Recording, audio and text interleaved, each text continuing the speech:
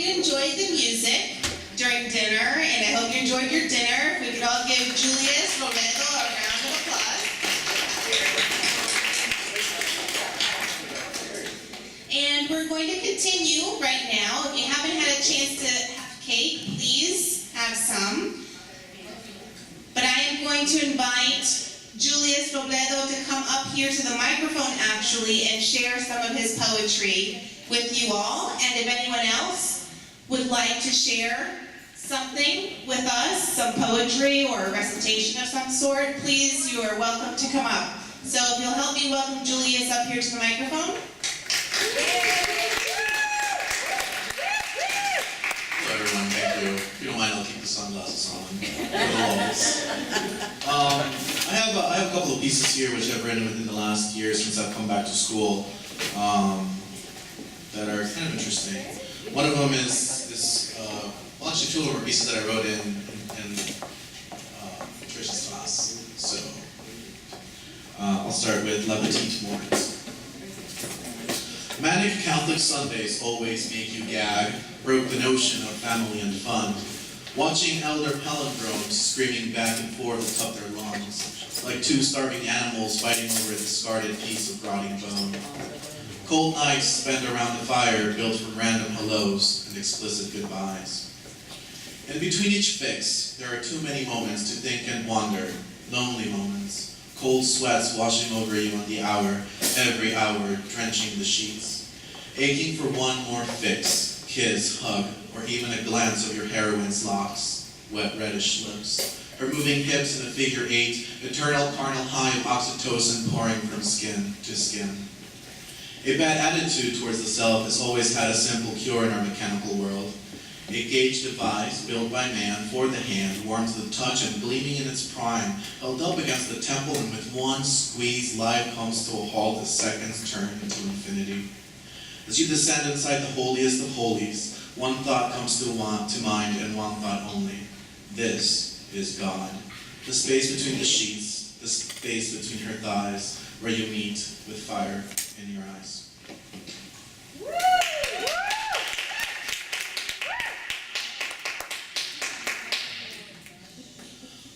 This next one is kind of split up in a couple of parts, but I guess you'll understand when I read it.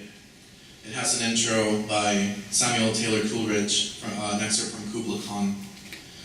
For he on honeydew hath fed and drunk the milk of paradise. From a psychic reptilian. Deep surfing alligators sailing through the blue ripples like they were made for you. But never fear, because it's here, and soon you will be able to feel the wrestle of that familiar vessel of which you thought you'd gotten rid. The truth about the past. Sooner or later, all the dead bodies must surface, full of their gaseous stink, to break the water tension and show their rotten skin. On meeting a dead body. It's okay once you see it. Recognize the emerald drab. Be still and know it is here. Last time your attention it will grab. As it floats down the river, bloated with juices, ready to blow, excited from treason of the warmest of hues and tones. On meeting the vigilant scavenger. It first spots it from afar, high above in the sky. This scent is something he can never forget. As the corpse is ripe with pride, floating and bobbing its way down the river Alf, not even he could resist such a wondrous prize. The feeding, the giving. When it first appeared, it circled above it, making a crisscross pattern of eternal gratitude. And as it finally landed with its talons to feed on the floating corpse, found rising from its deep repose. Payment. Gases explode from the wounds. The scavenger is wrapped. Eviscerated intestines now clip its wings tight, unable to fly. He sinks down to the bottom, along with its wondrous prize. On a random meeting. Such is the action of life and death. An action begs for reaction, and in turn, it also comes to an end. End curtain. That was a little weird. They're all a little weird, man. It's okay. This one's called Sweet and Sour. This is actually a dream I had, and I thought I'd write it down, so I did. Sweet and sour. Sweet. A golden dragon makes odd shapes of zigzags on the water, splashing about to make a show for us. We walk near, it says hello. I recognize that voice. Her golden hair runs down its spine, with scales that glow like heartbeats, pulsing with pure energy, strands of lightning running down its sides. We stop momentarily. Soon as it catches, paying close attention to us, watching, it transforms into a cat.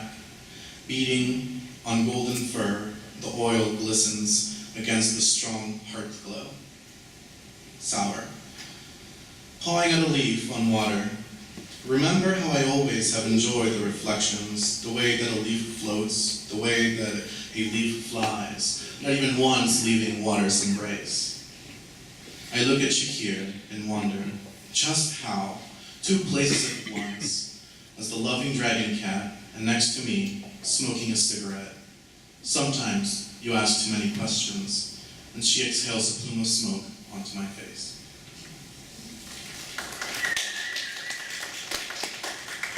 That's it. Thank you.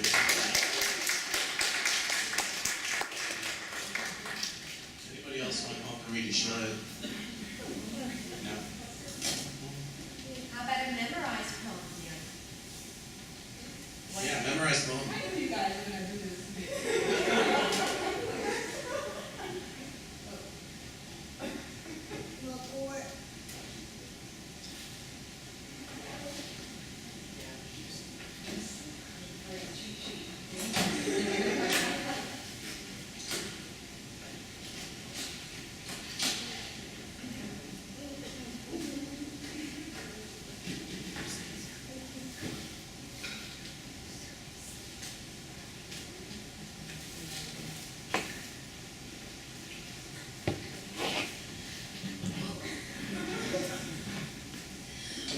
This poem, I started memorizing it after there were quite a number of stray cats in our complex, and there was this one really large tabby, red tabby, and he would come and sit on my bike outside, and then I would come out in the morning, and he'd be looking at me like, how may I help you today? And then and he would go by the sliding door by the window and just sit there and stare, and he reminded me of the yellow fog that rubs its back upon the window panes.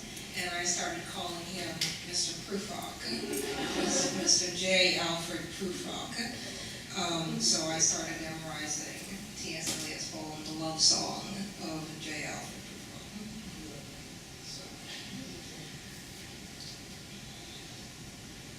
Let us go then, you and I, when the evening is spread out against the sky like a patient ether eyes upon a table.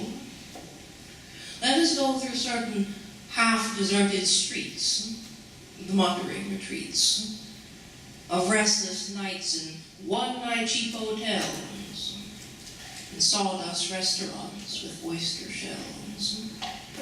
Streets that follow like a tedious argument of insidious intent to lead you to an overwhelming question. I do not ask, what is it? Let us go and make our visit.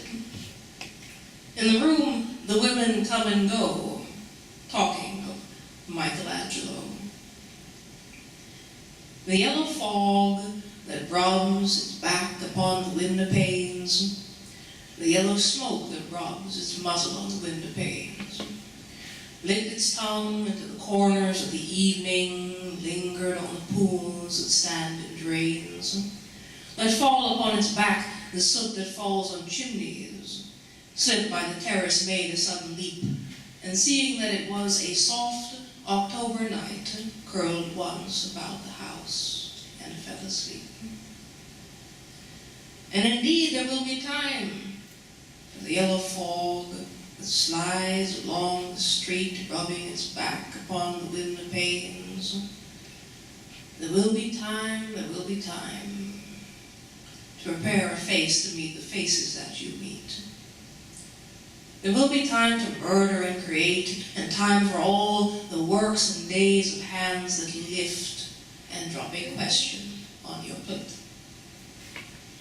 Time for you and time for me, and time yet for 100 indecisions and 100 visions and revisions before the taking of a toast and tea. In the room, the women come and go, talking of Michelangelo. And indeed, there will be time to wonder, do I dare and do I dare? Time to turn back and descend the stair with a bald spot in the middle of my hair. They will say, how his hair is growing thin. My morning coat, my collar mounting firmly to the chin, my necktie rich and modest but asserted by a simple pin. They will say, but how his arms and legs are thin. In a minute there is time for decisions and revisions which a minute will reverse. And I have known them all already. I've known the evenings, mornings, afternoons. I measured out my life with coffee spoons. I know the voices dying with a dying fall beneath the music from a farther room. And how should I presume? And I have known the eyes already, known them all, eyes that fix you with a formulated phrase, and when I am formulated, sprawling on a pin, when I am pinned and wriggling on a wall, then how should I begin to spit out all the butt ends of my days and ways? And how should I presume? And I have known the arms already, known them all. Arms that are braceleted and white and bare, but in the lamplight down with light brown hair. Is it perfume from a dress that makes me so digress? Arms that lie along a table or wrapped about a shawl. And should I then presume? And how should I begin? Shall I say I have gone at dusk through narrow streets and watched the smoke that rises from the pipes of lonely men in shirt sleeves and leaning out of windows? I should have been a pair of ragged claws scuttling across the floors of silent seas. But the afternoon, the evening sleep so peacefully. Smooth my long fingers, asleep, tired or it malingers. Stretched on the floor, here beside you and me. Should I, after tea and cakes and ices, have the strength to force the moment to its crisis? Though I have wept and fasted, wept and frayed, though I have seen my head grown slightly bald, brought in upon a platter, I am no prophet, and here is no great matter. And I have seen the moment of my greatness flicker, and I have seen the eternal footman hold my coat and snicker, and in short, I was afraid. And would it have been worth it after all? After the cups, the marmalade, the tea, among the porcelain, among some talk of you and me,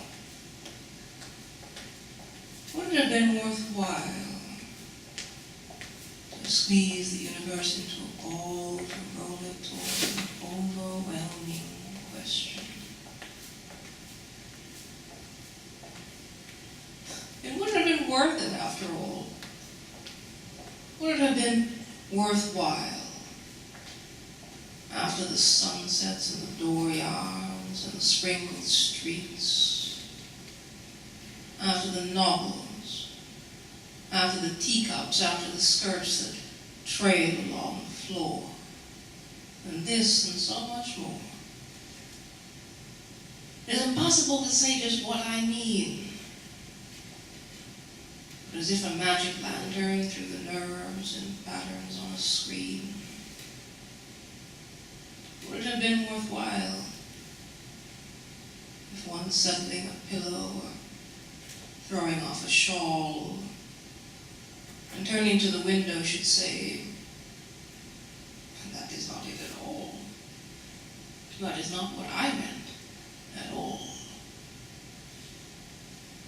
No, I am not Prince Hamlet, nor was meant to be.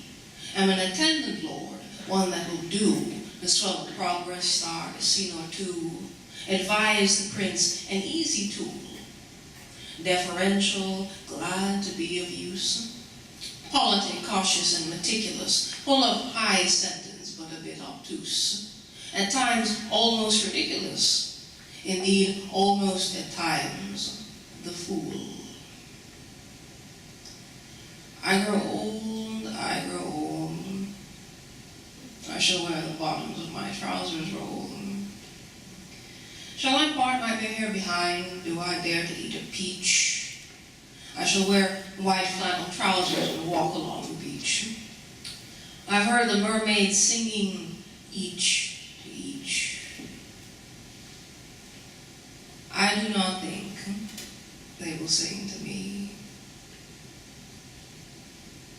I've seen them riding seaward on the waves, combing the white hair of the waves blown back, and the wind blows the water white and black.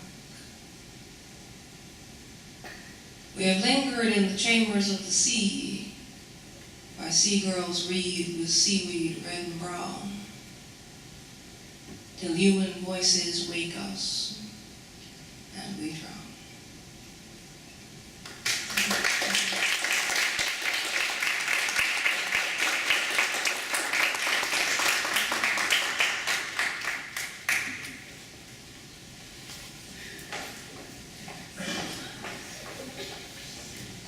We love Ardelia. What can we say? That was excellent.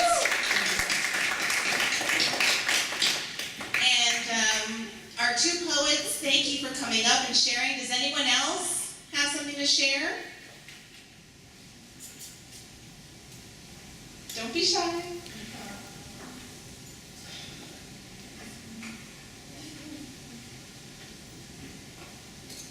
All right, well, another round of applause because you've really enriched our night. Thank you so very much. All right, well, it's time. There will be time, and now is the time. All right, we're now ready to start our Winter 2013 induction. Stephanie, please call the meeting to order.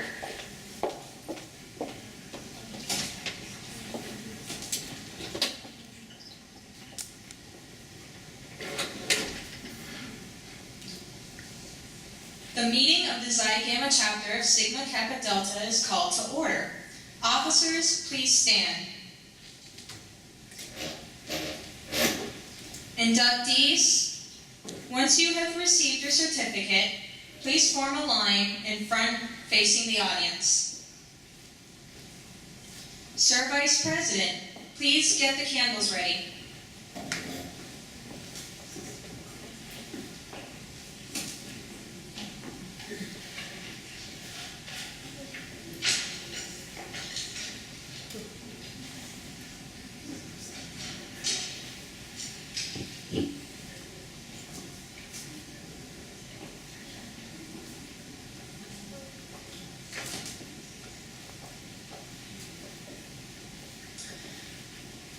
All right, we're going to start calling our inductees up.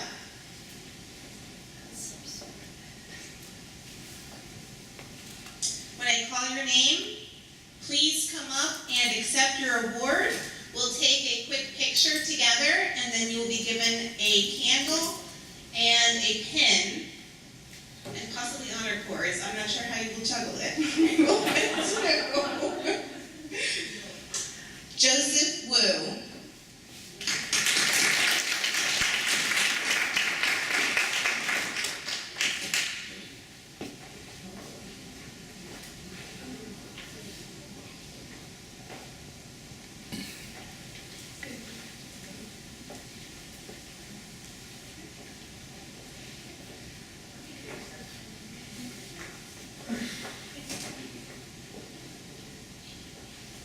Marie Jose Lucelle.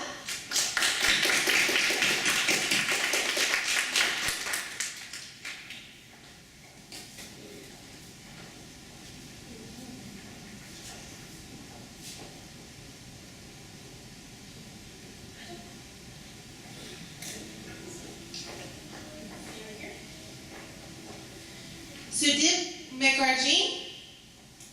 Not here, okay. Zachary Hill. John Tamaro.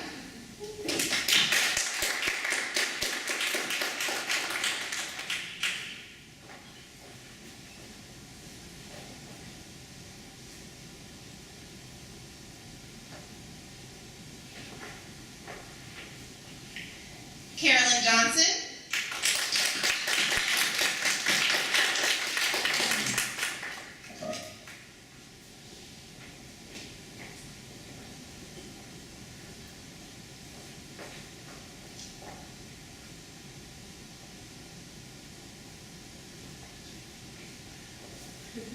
Robert Cordy.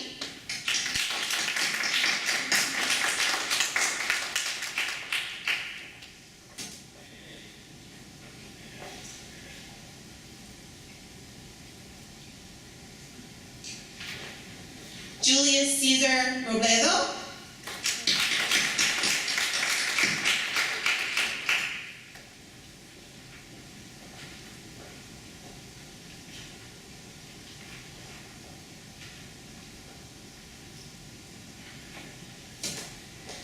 Crystal McBean.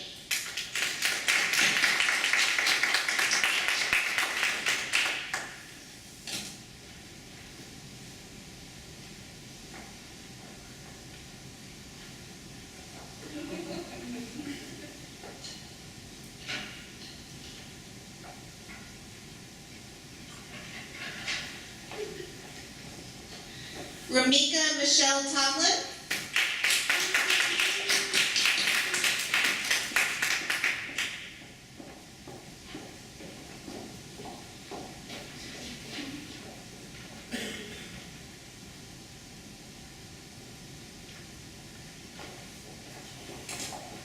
And I believe that's everyone that is present. All right, now we are going to light the candles. Inductees, if you are ready to be inducted, please acknowledge and say, "We are ready." We are ready.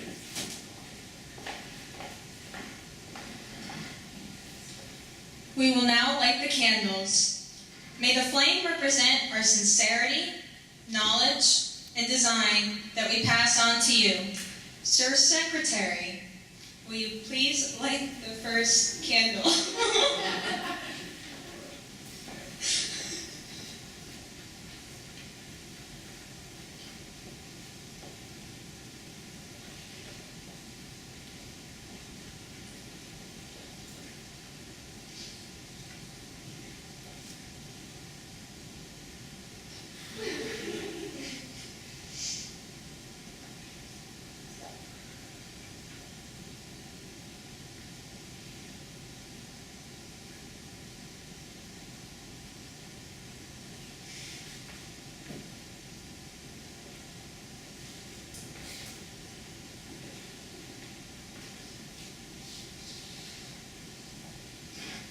Inductees, please repeat after me. I shall endeavor to advance the study of the English language and its literature, to encourage worthwhile reading, to promote the mastery of written expression, and to foster a spirit of fellowship among those who specialize in the study of the English language and its literature, ever keeping in mind the motto of our society: sincerity, knowledge, and design. Please blow out your candles Let's give our new members a round of applause and congratulate them on this accomplishment. Welcome to Sigma Kappa Delta.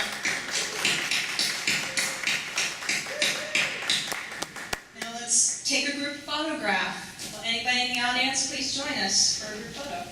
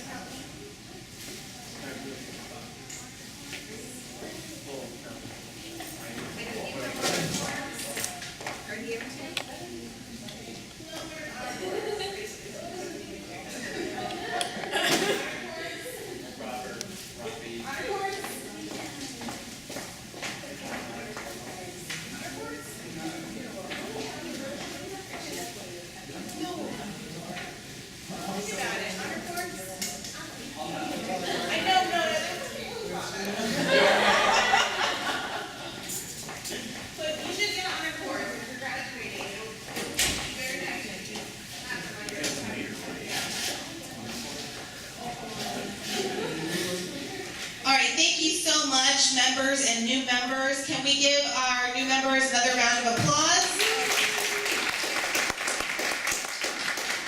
And for those family and friends who came tonight to support the new member, can we give those family and friends a round of applause?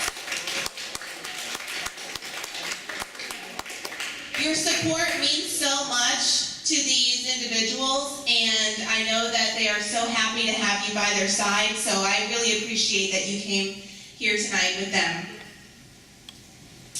All right, we are going to wrap this up soon. I just want to make a few announcements and hand out a few awards. I'd like to thank our current officers for their service this year, their dedication, their leadership. This is the last semester in office for all of our current officers. I would like to present a few certificates to our current officers, and then I will announce our new officers.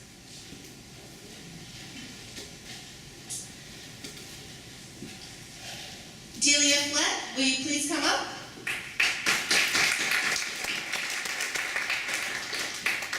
I am presenting Delia with a certificate of recognition for her dedication and service and leadership as the Blue Monday designer and editor.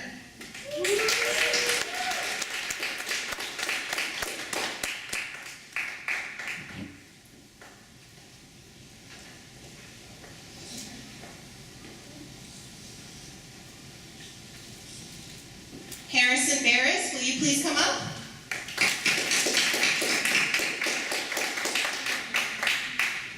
I am presenting this certificate to Harrison for all of his service, including being part of our fundraisers, like our Valentine's Day poem fundraiser and many other activities. Thank you so much for your service.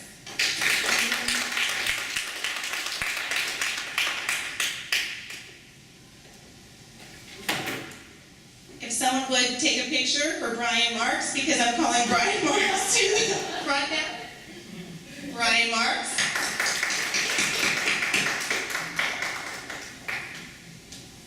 This certificate is to acknowledge all of his contributions, not just as secretary historian, but he's been at our meetings and supported us and gone to convention with us in Portland, and it's been a great pleasure having you as an officer.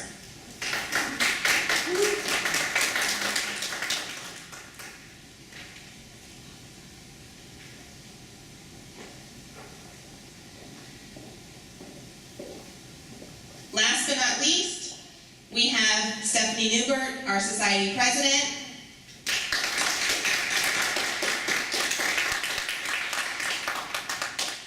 And many of you already know the outstanding work that Stephanie does, and it would take a very long time for me to list all of the things that she's done for our organization, for our college.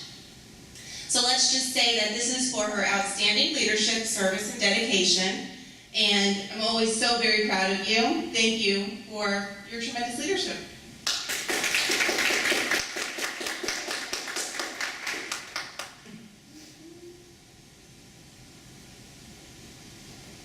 A few more to go.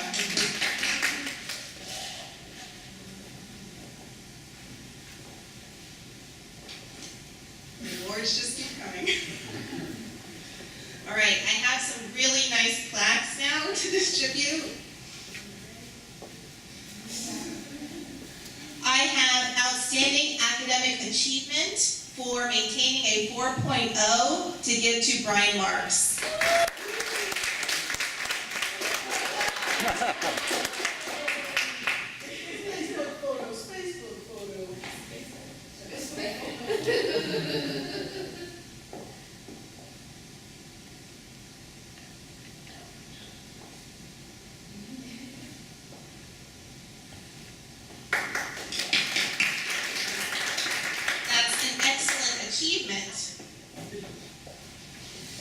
I have another beautiful plaque to present to Delia Flett.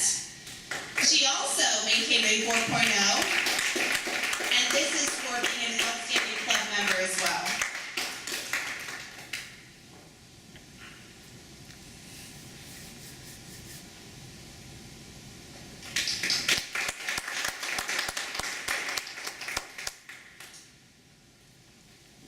And I have a gift.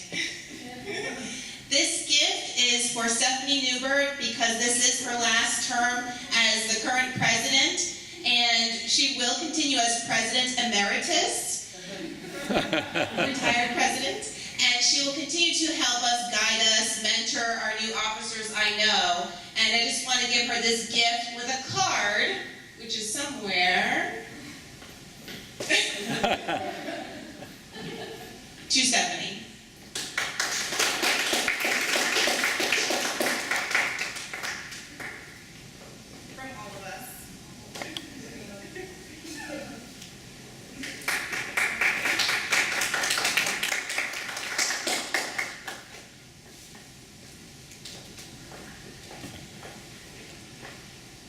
All right, so you'll open that in a minute. I'm sure everyone wants to see what it is. All right, last but not least, introduce you to the new officers of Sigma Kappa Delta. Please stand when I call your name. We have Stephanie Taylor as our event coordinator.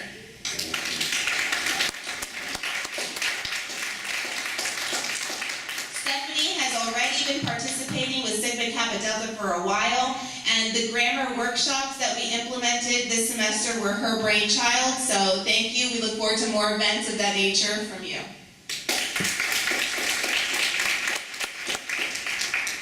John Tamero will be our treasurer and historian. JT, as he is called, has been helping out also this semester. Our muscle lugging boxes back and forth and whatever we need, so thank you very much for your service. Carolyn Johnson will be our vice president.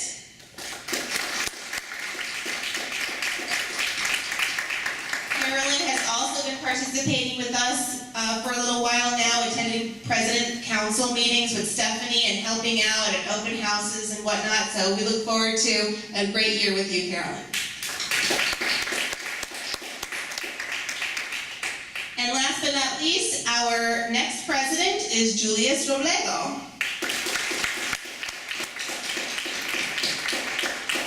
Julius is a visionary, a creative thinker, and definitely has a passion and talent for the literary arts, and so I think he's going to have some great things in store for our organization in the next year. Thanks, Julius.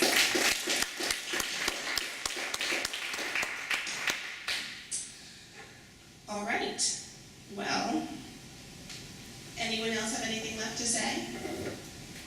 Oh, yes. Some brief words from our Vice President, Harrison Barris.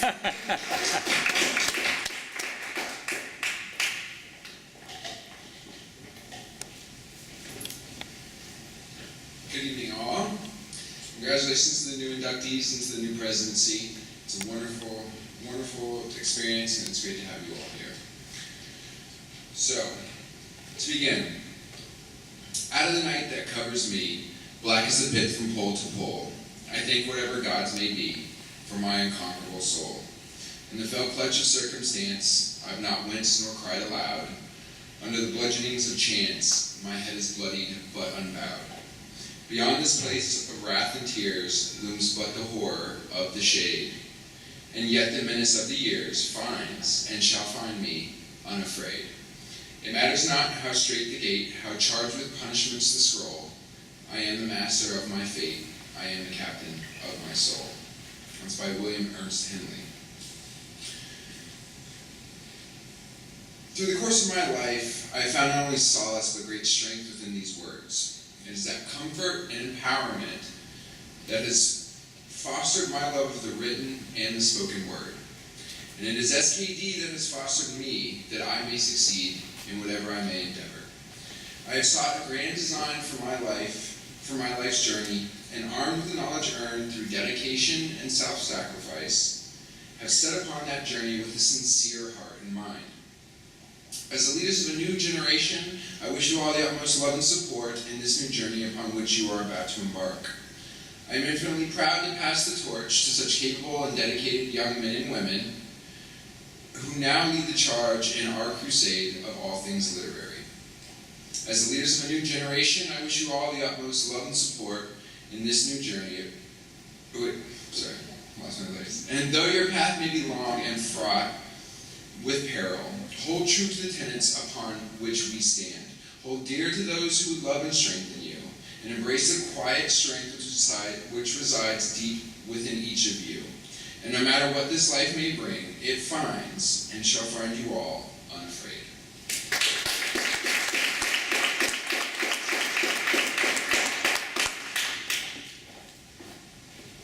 Thank you for those beautiful words, Harrison. I'm sure that they were inspiring to our new officers. And that's it. Thank you so much for coming tonight, and continue with your success, your academic achievement. We're honored to have you here, and I hope you had a good time. Good night.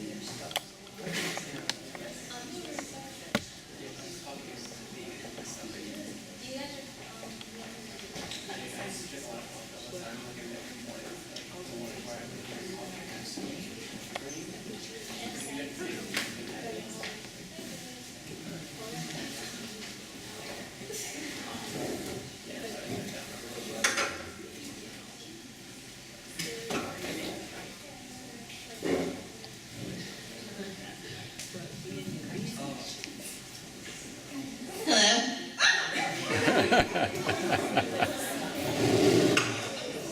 evening, everyone. Thank you for coming to the 8th induction of new members into the Xi Gamma chapter of Sigma Kappa Delta National English Honor Society at Broward College North Campus.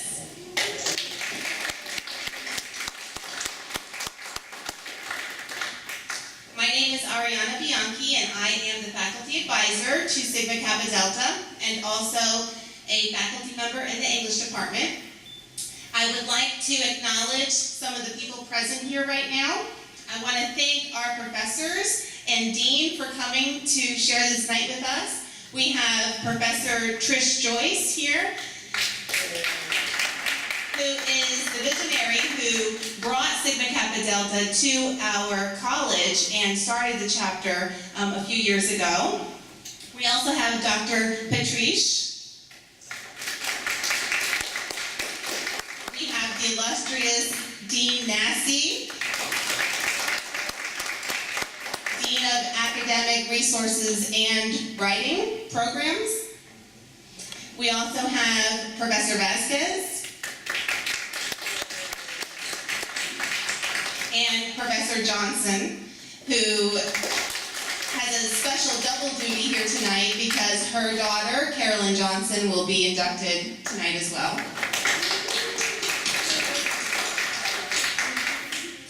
We are honored to have you here. We are also honored to have our current members and our new members and their loved ones here to celebrate the academic achievement of our students. I would like to introduce our officers at this time. Stephanie Newbert, will you please stand?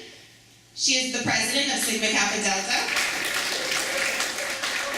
Harrison Barris, vice president. Brian Marks, secretary historian. And we also have Delia Flett, who has done an incredible job with redesigning Blue Monday. She's our Blue Monday designer and poetry editor. I thank you all for your service to Sigma Kappa Delta this past year. And we'll have some awards later in the program.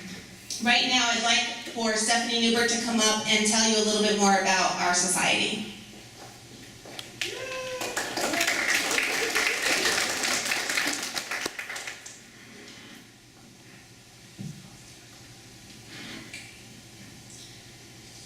Founded on April 21st, 1996, Sigma Kappa Delta has its origins in Sigma Tau Delta, the National English Honor Society for four-year colleges and universities. Dr. William Johnson, Executive Director of Sigma Tau Delta and Professor of English at Northern Illinois University, suggested a new National English Honor Society designed especially for two-year college students. This is Sigma Kappa Delta. Inductees. Membership in Sigma Kappa Delta outwardly recognizes your accomplishments. By qualifying for membership, you have proven to be of a high caliber in the study of English. Our Greek letters represent our motto, sincerity, knowledge, and design. I now invite our secretary, Brian Marks, to speak about sincerity.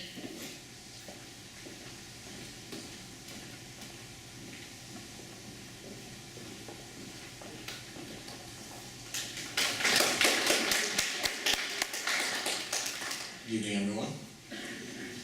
George Orwell once said, "For a creative writer, possession of truth is less important than emotional sincerity." And for Sigma Kappa Delta, it is the hearts of our members that drive us forward. The foundation of any organization is the sincerity of its members. Without your willingness to stand together and be recognized, Sigma Kappa Delta would not be. Inductees, we recognize your sincerity and your purpose. Thank you.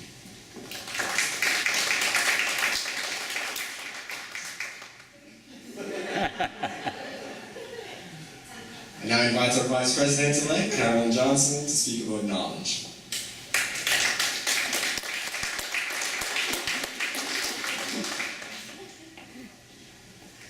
Thanks, Brian. Albert Camus once wrote, "After After all manner of professors have done their best for us, the place we are to get knowledge is in books. The true university of these days is a collection of books. Members of Sigma Kappa Delta do love their books, and without your appreciation for the literary arts, Sigma Kappa Delta would have no community. Inductees, we recognize your love of knowledge. I now invite our Blue Monday Poetry and Design editor, Delia Flood, to speak about design.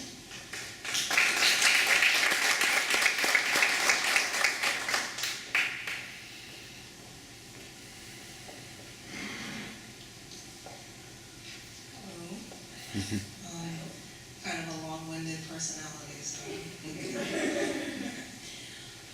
In the spring of 2007, I was a high school senior determined to prove to my grandmother that not all majors in English literature are destined to be jobless. In the same year, I signed up for what a good friend of mine refers to as the Senseless Assessment of Terrible, otherwise known as the SAT. On the writing portion of this exam, I was given a prompt that went something like so.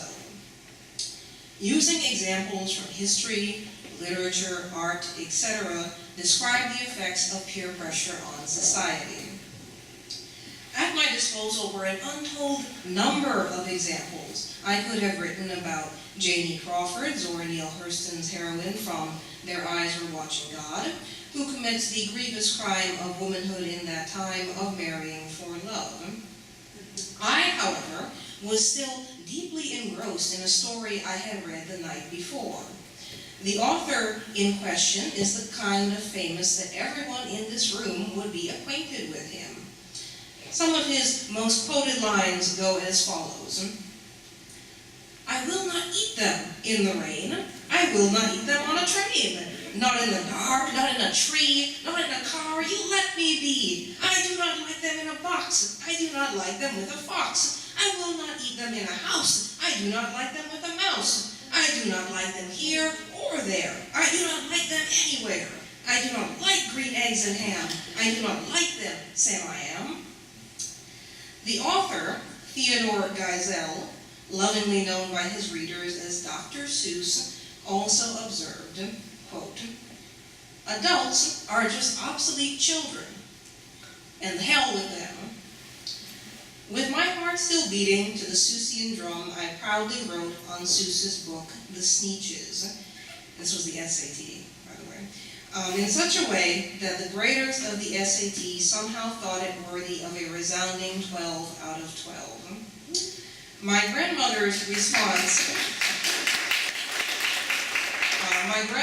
response was, I don't know how you did it, but you'll make a decent English major yet. Of all the wonderful things said to me in that moment, that was the most wonderful. To combine Seuss and the SATs is only one example of SKD's members' propensity for design with emulsion. Pharmacology tells us that to emulsify is to combine two things that usually do not combine well. Water and oil, mayonnaise and hollandaise, students in 8 a.m. classes, etc.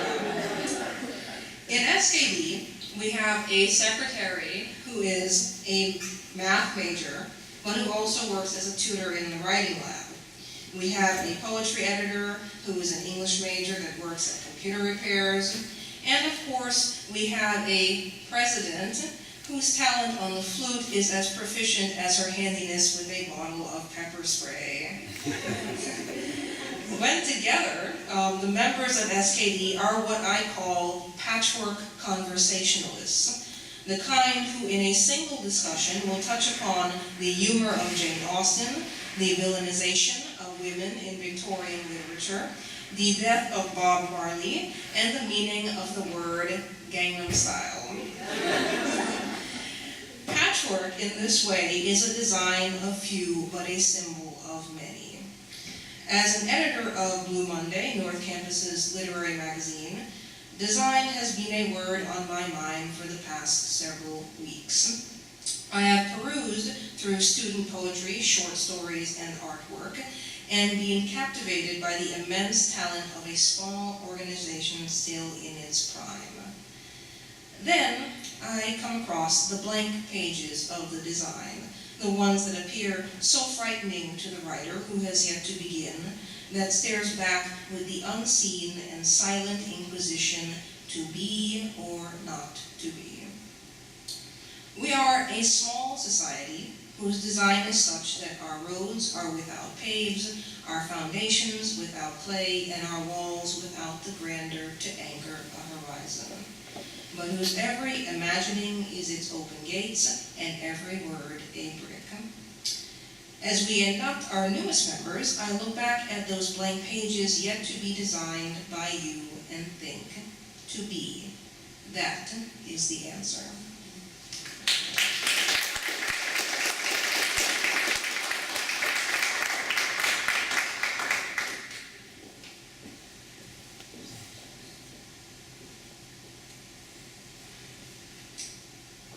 I'd like to invite Professor Bianchi back up.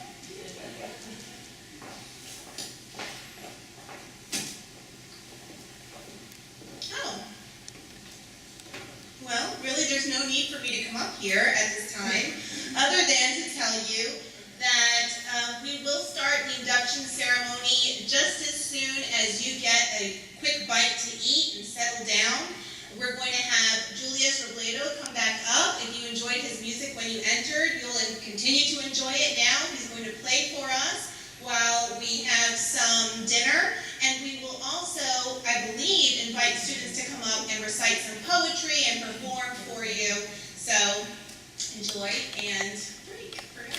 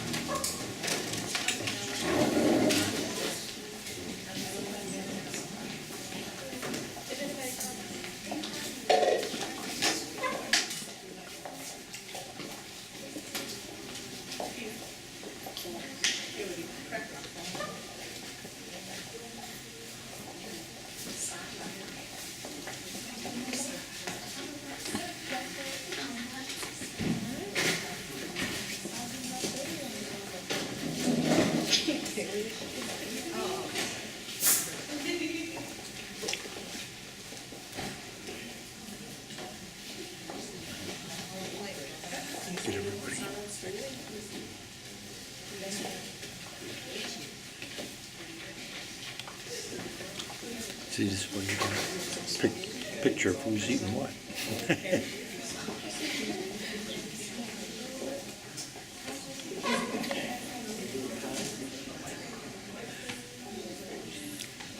Staying hot, that's good.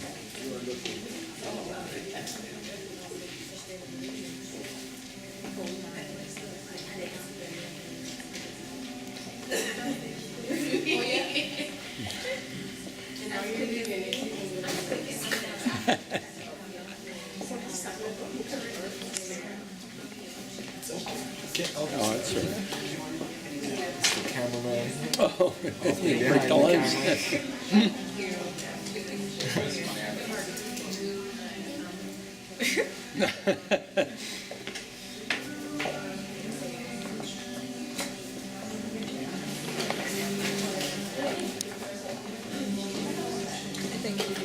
Huh? Oh, he did a nice job. What do you want? Good. Let's go. Just stay cool. No.